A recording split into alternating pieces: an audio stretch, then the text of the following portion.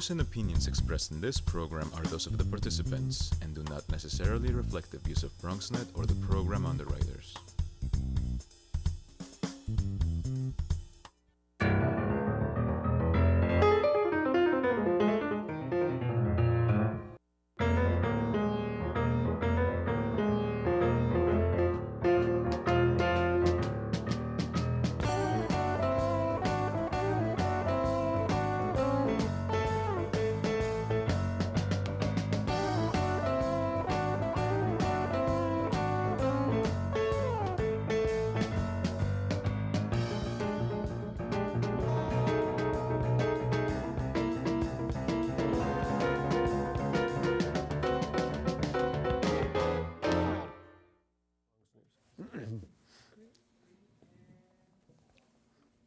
Good evening and welcome to Bronxtalk. There's a controversy brewing in the southwest Bronx that harkens to similar issues that we've had in the Bronx before about the use of parkland for construction, the Yankee Stadium area parks, and the appropriateness of different types of developments in different parts of the Bronx.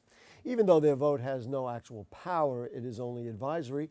Recently, Bronx Community Board 4 voted to approve the city's plan to build housing on a 5-acre parcel known as Pier 5, which is on the southern end of Mill Pond Park.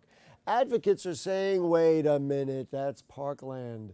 But the city's EDC wants to move ahead with the project as part of the mayor's plan to build 200,000 new units of affordable housing.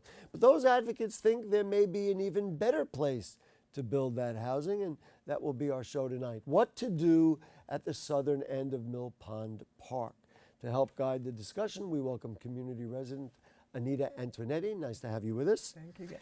And from NYC Park Advocates, welcome back to Jeffrey Croft. Nice to have you. Thank you very much. And let's roll up our sleeves and get right into it. I guess, Jeff, we'll start with you. The city wants to build housing. We need affordable housing. There's a parcel of land there that's near the waterfront, so it would be attractive. They claim it would be affordable housing for people in the Bronx, and people would be able to utilize the housing. What's the problem? Why all this rancor over this plan? Well, first of all, it was promised as parkland, and the community around Yankee Stadium lost 4 acres of dedicated parkland during the Yankee Stadium debacle. So they built this Mill Pond Park, and they also built this tennis stadium that's inside, and that's... Although that does have recreational use. It does, except that I believe they're charging up to $95 an hour. So I don't know if the Bronx population can afford that. As a matter of fact, I'm very sure they can't. Mm-hmm. So it's being used by people not from the Bronx predominantly. And now we have a plan that was basically just dumped on the community. I mean, this so-called affordable housing plan, which again, we don't know exactly what those units are going to be. That parkland was promised to this community, and now they're going back on that, and this is a new administration, and the parkland was never built because it was never funded, and it's a problem. So, and we will in a little bit show some pictures of it. You can see what it looks like now, but just to go back on a couple of things that you said. You say it was promised as parkland. Is that what I refer to as Pier 5, is that mapped as parkland? No, it's not mapped. It's not mapped as No, parkland. it's not mapped, but legally parkland does not have to be mapped in order to have the same protections. So just to be clear to the audience who may understand some of these very complicated issues, the parkland would have to be alienated. It would sound to me like this piece of land does not have to be alienated. That's what in the formal way that we've had it in the past with the filtration plant and other items. Yes. Anita, you want to weigh in on that? Yeah, but all of Mill Pond Park was not mapped as parkland. That was a newly created park. Through the Yankee Stadium Through this situation. Yankee Stadium situation.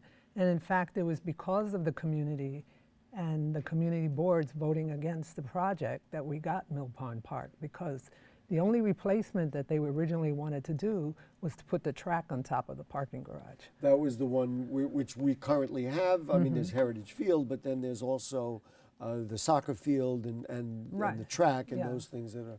And that was the only one, and then the community fort, and they gave you that little strip. Because of land. even Heritage Field, they had planned So a interesting. museum, they had planned a hotel, they had planned all kinds of stuff. As I understand it, now you're a community resident, as I understand it, Mill Pond Park, and I have not been there, I have to say, during crowded times of the year, but it's very well used. Oh, yeah. And one of the things we had done a number of shows on it, where I was looking it up, it was way back in 2011, that it was somewhat, to use the same word, alienated from the community or isolated from the Isolated, community, yes. but it is crowded, so it's, Yes, it's a because useful people park. want a place where they can be with their Recreate. family. They have grills there, so you can cook out, and it's nice right by the water. Are you sympathetic to the need for housing, Of and course. why wouldn't we want to say, well, we know you need parkland, and we're sympathetic to that, but we really think this is a good spot. Why is that not a good spot? It's not a good spot because it's right next to the park, and it was supposed to be parkland, but it's also the traffic in the area and the impact on that community that's there, because 2 blocks away there's a lot of little small houses on Walton Avenue. Right. There's a whole community there that is affected already by the traffic that goes through there. So with this 1,000 apartment complex, 40-story tower, it's going to really Jeff, impact. you're somewhat of an expert on this. Talk about process. So the way it sounds like, and from what I've read, is that basically the city was just saying, well, this is what we want to do, and there was no, the process left community members like Anita and others out. Is that accurate? Yeah, I mean, one of the more insulting things that these administrations do is they come up and they basically pretend, they go to a community and say, this is what we're doing, but you have, some input into this, but you really don't. The other thing about I just want to add to something that Anita said, this will impact, schools, area schools, and the administration did not come to the community and say, okay, where would be a good place for housing? Affordable housing, as we all know, is the #1 issue in New York City. So we desperately need it, but these things have to be planned out. I wanted to just, by the way, go back on something you said about the tennis center. You made an assumption, I guess, that if it's $95 an hour during peak times or other times, that people of the Bronx aren't using it. Do we know that people of the Bronx aren't using that tennis center? Is there any documentation about who really goes in there? Well, I mean, first of all, I've been there many, many, many times, and as we Do you use it? no, Playing tennis? no, Oh, no, okay. no, I can't afford that. But I mean, the assumption is obviously in part of the poorest congressional district in the United States that people in that community are not using it, and we stated this a decade ago. And it was not a good swap for the existing parkland to begin with, and the administration and the state and the federal government signed off on that, and there's been ramifications. The thing is that tennis court, there's only 4 tennis courts that are available to the community, and those are the ones that are uncovered. And the bubble that they put on it used to be just in the winter. Now it's year-round. So that means that section of the majority of those tennis courts are for whoever can pay to get in there. And of course, given the density of that Bronx community, and many Bronx communities, 4 tennis courts, if you really want people to play tennis, probably is not sufficient. What I want to do, we have various pictures and maps, and so I want to go through some of that. And in those maps were some of the things that community members told me that this was a way, another place we could build the housing, and so I want to just show that. So the first thing that we have, this is, I thought we were going to see the picture of the thing first, but okay. So this is that area of Mill Pond Park. Whoop, we lost it. Where are we doing here? Okay, so there we go. At the bottom left is where, that's the parcel that is in dispute, right? The blue. The blue, that is in dispute. Just above it is green parkland areas, and then above that are I guess, red structures that are Parking lot. parking lots and other, they're all parking lots? Well, by the bridge, the Macombs Dam Bridge, that's all parking lot. Those are all parking lots. And then Yeah. there's a building that used to be the refrigeration place, and now it's going to be the Bronx Children's Museum. Right, okay. So now this is kind of a little zoomed shot, and all the ones to the right in yellow. Now, I was told by some advocates that this is where they suggest that the housing goes, because those are parking lots that are just street level, Right. so there's basically available land, and maybe you could figure out some of it. Does either of you want to talk about the viability of those areas? Sure. I mean, those are surface parking We can lots. leave them up there. We can leave that up. Go Those ahead. are surface parking lots, and those are just a few of the locations. And obviously, it's the city's job to go out and find appropriate locations and not just drop a plan out of the sky. And one of the things that I was told is that if you, in fact, you were to build the housing there, then that whole section of River Avenue can end up being used for housing. And then, of course, that would leave that blue section at the bottom available for parkland. Now, do we have the photograph, Alicia? I would like to see the photo. There it is. So people could see this is what it looks like now, and I guess you're on the southern end of it looking north. Yep, Yes. you're looking at north, and as Anita said, that tennis facility was contractually supposed to come down every year, and now I believe as of last year they've made a deal with the city to allow it to stay up. Now, we've had nothing on that plot of land other than every now and then I think we've had like little amusement Circus. parks and circuses and things The like that. circus is So it's there. just sitting there. It's sitting there ready to be parkland. What for would, the- yeah, you can come back here. Go ahead. The issue was that when, see, the related company was going to build a mall on both That's the sides. company that built the mall on Right. the Gateway Mall. And when they decided they were just going to use one side of Exterior Street, they said that they would pay for some parkland to be built there. And when you say So- they said, who did they say that to? Is that in They- writing, or that was it- just kind of it- like, yeah, we'll pay It's for our probably parking? in the minutes of the community board because, but this is way back 12 years ago or 13 years ago now. Yeah, they were supposed to build it, and then the city made yet another deal, so they actually let Related off the hook. Right. And that's one of the problems here is that now consecutive administrations they have not funded that park. And the other thing too, which I know Anita feels the same way, you have 180,000 cars daily going by on the Major Deegan. Is this the best That place? Major Deegan. Is this the best place to put this type of housing? I was going to ask about that, and you suggested it, I think, earlier in talking about, they just wanted to land it there. And this goes into the same dialogue we have over the Jerome Avenue study and other areas.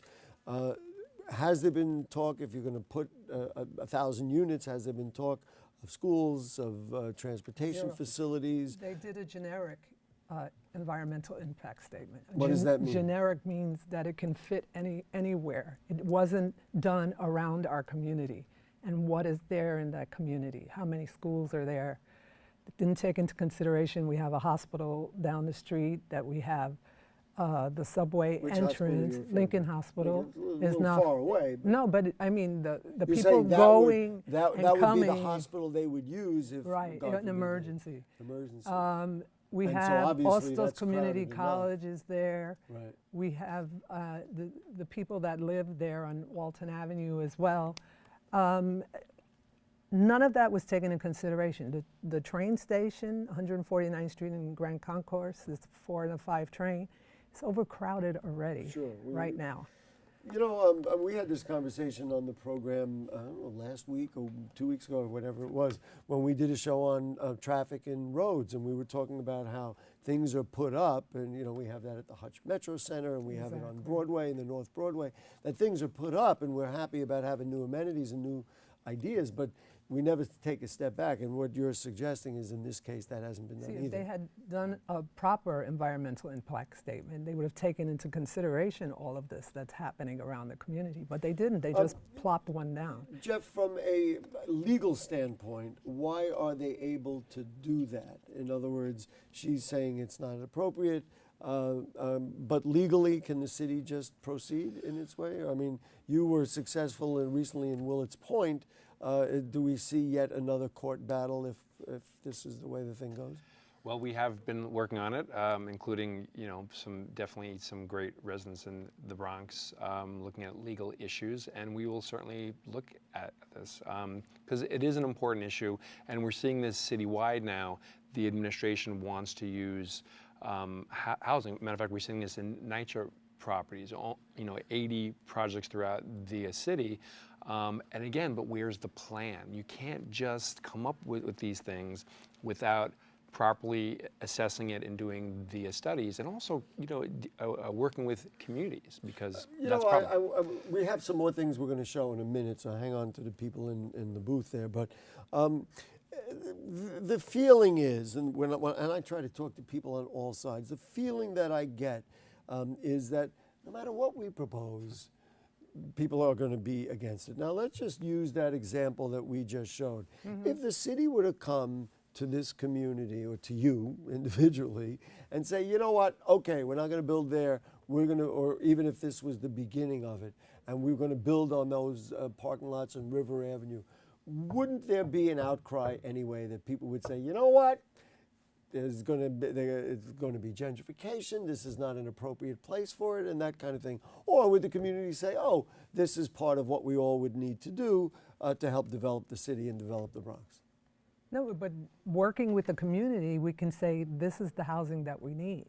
Because what they've done now is they say, oh, it'll be a mixed income building. Right.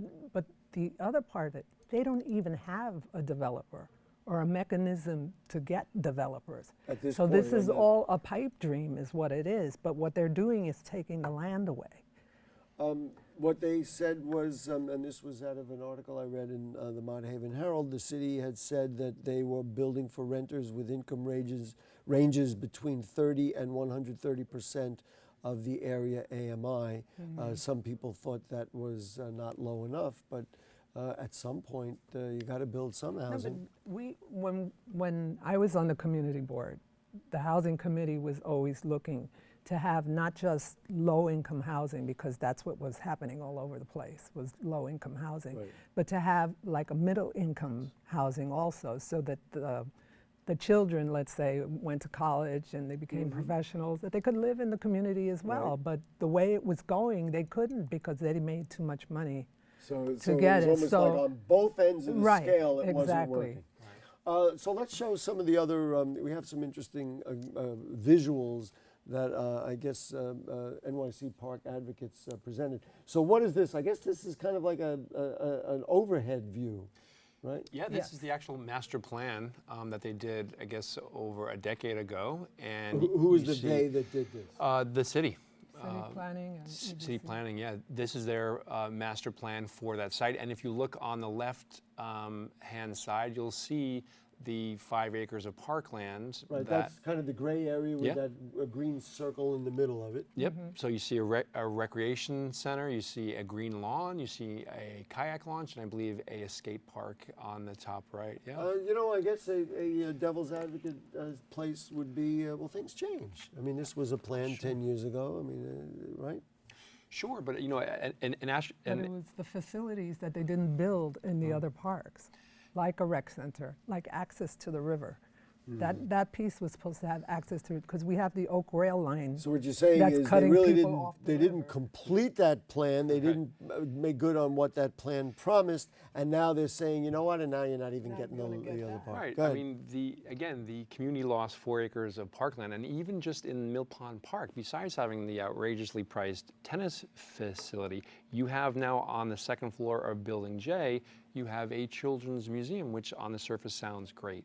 But that's a Parks Department facility that, by the way, the state legislators knew it was a non-park purpose, so they had to alienate it. They alienated to build the Yes. children's museum. Yes, and So- instead of giving it back to the community again, it's Parks Department, so build a recreation center. So what you're saying is that time and again, this particular community board is being starved for parkland, for simple parkland, and there was an opportunity, but some of that opportunity has been lost, and now you're worried it's going to be lost further. I But mean, meanwhile, the rest of the city is getting money for parks on the waterfront, Or now, just now, I read an article about Brownsville getting $150 million for parks and upkeep on parks. I want to show one more graphic. We have one more and this was provided also by NYC Park Advocates. So this is looking, I guess, from the Manhattan side, and you can see the Gateway Mall to the top left. All the way on the right would be that parcel of land that we're talking about at Pier 5. What is that facility? It looks to me almost like a little stadium or something. What is that? It's actually a recreation That center. was the recreation Yeah, it's a center. recreation center. Yeah. And is this from the original plan? Is that Yeah, what- this is again the master plan, and I just want to echo something that Anita just said, which I think is so important. And you were just saying, time after time, again, other communities are getting these waterfront parklands. We just, a month ago on the east side of Manhattan, $150 million. The Bronx. I mean, this is a small Well, parcel some of people land. would say the Bronx got $200 million at when they built the filtration plant. Well, the taxpayers paid hundreds of millions of dollars, and there's no doubt about that the Bronx did not get their fair share. Anita, I wanted to ask you a little bit about the community board, and I did reach out to the community board to have a guest. Nobody happened to be available. They had other meetings and things, and so it wasn't one of those things where they, we're not going to be on, but they just couldn't make it here. You were on the community board during the Yankee Stadium dialogue when, I guess that would be previous to 2009 when the stadium It was opened. 2005. Well, but the 2000 stadium opened in 2009. No, but that's so- when right. the whole thing So started. tell me a little bit about, because then I opened the show by saying that the community board voted for it. What is, at least from your perspective, what has gone on politically in there? Because these people are not echoing what you folks are saying. Well, since that time when the community board voted against the stadium, the board was, our membership on the board was not renewed. So all the people who voted against the I project. think it was a matter of So- history. You could read it that there were people who were against the Yankee Stadium plan Right. were then taken off the community board. Yeah, but also because we voted against it, we got more parkland than they were ready to give us. They were almost replacing what they were taking So away. what you're saying is what you said earlier in the show is that Mill Pond Park was really a result of that. Of that So struggle. but there are But people then on the the community. people who are on the board now were under the impression that if they did not vote for this housing project, that the land would remain the same and nothing would happen to that land. That it would be an eyesore forever. They were So under that felt like impression. in other words, the city was either outright saying or suggesting either take this plan or we're just going to leave it Because like that. many of them in their discussions were talking about, well, what about the schools? What about transportation? What about parking? And EDC had said that the parking, they were going to use the gateway parking instead of building parking You mean on for the site. housing? Because No, I because understand all that of you're this- saying that. That doesn't seem to No, make because sense. all of this parking, this 25 acres of parking, is hardly ever used. Like the gateway parking is never even half full, even at Christmas time. Really? And Well, so then the that's- stadium parking, Then there's nothing wrong with that. Then the is there? stadium parking is only used for stadium games. Events, which would be 81 events. nights a year. And plus. and even that, most of the fans come and park in front of my house, because they don't want to spend the money. But And the board was split. And it was The board was split. very split. I think they won by 2 votes. Well, yeah, There was I and know a it was lot very of close. a bunch of abstention. yeah. A lot of abstention. And also some of the things that they wanted as conditions for voting yes were so absurd, like building a $500 million bridge. I mean, it's But you absurd. could see that they didn't understand that all of these amendments they were putting, the conditions they were putting on this, the board is advisory. Right. Jeff, you have a maybe a little larger perspective than I do or others here because you deal with parks all over the city. We have had a thing in the Bronx, don't dump on the Bronx, and I think every time we review these kinds of issues on our program, people are saying, they always do this to the Bronx. Is this the kind of thing that goes, I mean, we talked about Willett's Point. You've had to fight pretty hard to get something established there and in the name of Parkland. Is this the sort of thing that goes on all the time, or are we right? It only happens to us here in the Bronx. It doesn't only happen to us in the Bronx. I was, raised here. It doesn't. Yeah, it does happen citywide, but it does not happen with the level of intensity as it does here. And part of this is the elected officials, and they really don't mind the House. They give it away a lot, and that's a big problem because the Bronx residents deserve everything that Manhattan This residents is in, I'm guessing, Melissa Mark Viverito's district? Or is Yes. it? Yes. Yeah. And so has she supported this? We actually met with her office, her land use folks, recently, and I know she was, initially supporting it, and we Supporting laid the out plan for housing. Yes, and we laid out the case. I don't think they were necessarily aware of the history that this was actually promised. Do you think that there will be a vote or a determination of some sort before she leaves office, or will it be something that the person who gets her seat? That's the other thing they're doing. They're moving this ULIP process really, really fast. To get it done now before the city council now. changes. Anita, what is next? I mean, do you have any control at this point, or is it, other than maybe going to court if it turns out the other way, or is there any dialogue left, as far as you know?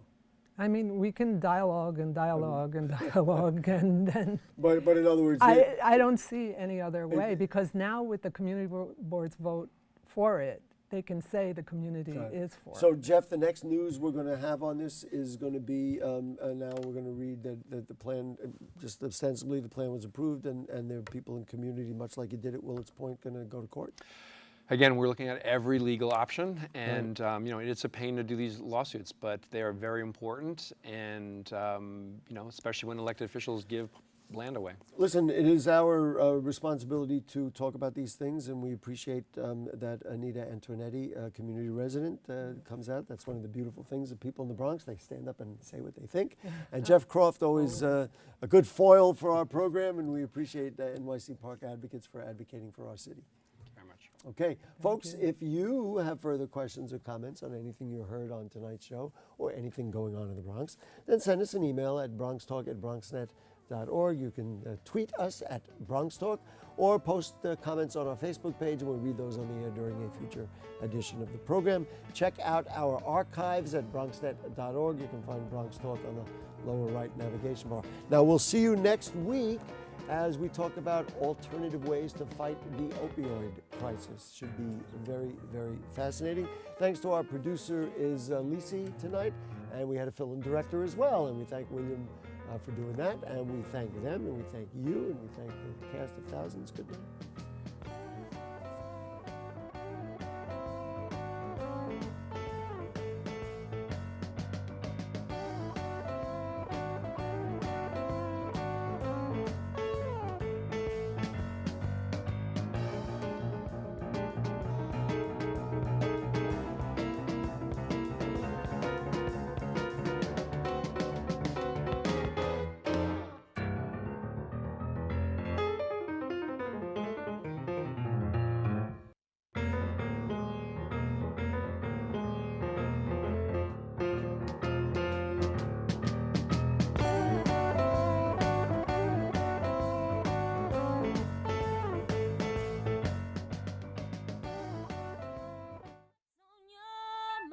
Let them know. What's on your mind?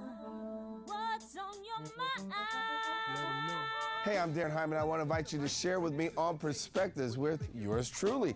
Guess what? What do? We share perspectives. We find out about stuff with politics, news, current events, and the things that really make a difference in your life. Perspectives with yours truly, Darren Hyman. Entertainment, he rocks it. Politics, he locks it. The host with the most would handle any topic.